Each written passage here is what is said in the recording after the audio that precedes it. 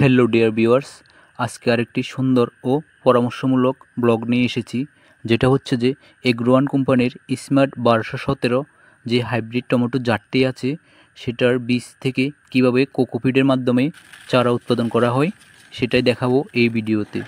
তো আমরা প্রথমে একটি প্লাস্টিকের পাত্রে বীজগুলোকে ঢেলে নেব, তারপরে 20 থেকে 30 মিনিট রোদ্রে শুকাবো, কারণ প্লাস্টিকের পাত্রে বীজগুলোকে শুকালে বীজগুলো খুব শুষ্ক থাকে। এবার আমরা একটি সিডলিং ট্রে এবং হালকা মাটিযুক্ত প্রাকৃতিক কম্পোস্ট সার নিয়ে নেব।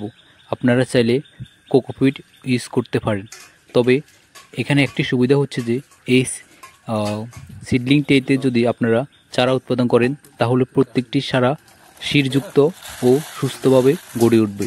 তো এইভাবে হচ্ছে যে হাত দিয়ে প্রতিটি সেলের মধ্যে মাটিগুলোকে বা কোকোপিটগুলোকে এভাবে ভরাট করে নিতে হবে।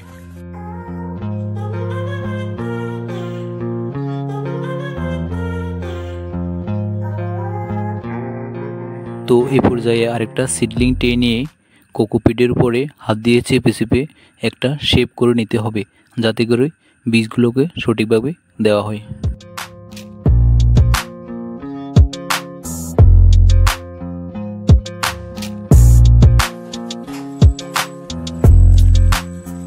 তো দেখতে পাচ্ছেন ভিউয়ার্স, কত সুন্দর একটা শেপ তৈরি হয়ে গিয়েছে। তো এর আগে আরেকটা কথা বলে নিই, আমরা যে বীজগুলোকে 20 থেকে 30 মিনিট শুকিয়েছিলাম সেই বীজগুলোকে অন্তত 8 থেকে 10 ঘন্টা পানিতে ভিজিয়ে রাখবো। ভিজিয়ে রাখার পর একটি একটি করে প্রত্যেকটি সেলের মধ্যে একটি একটি করে আমরা বীজগুলোকে সুন্দরভাবে দেওয়ার চেষ্টা করব। তো এই বীজগুলো থেকে চারা উৎপাদন এবং জমিতে রোপণ করা পর্যন্ত কি কি পরিচর্যা করা হয় সম্পূর্ণ গাইডলাইন দেওয়ার চেষ্টা করব প্রত্যেকটা ভিডিওতে।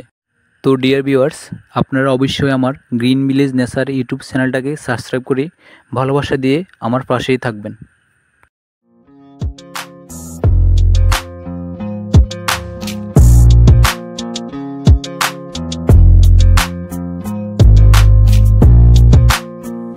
তো এ পর্যায়ে কোকোপিট বা মাটি দিয়ে প্রত্যেকটা বীজের উপরে সমানভাবে দেওয়ার চেষ্টা করব, যাতে করে বীজগুলোর উপরে একটা মাটির লেয়ার সৃষ্টি হয়।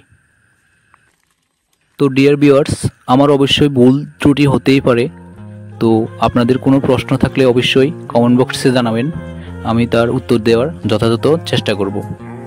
এবং সবাইকে অসংখ্য ধন্যবাদ যে ভিডিওটা সম্পূর্ণ উপভোগ করার জন্য।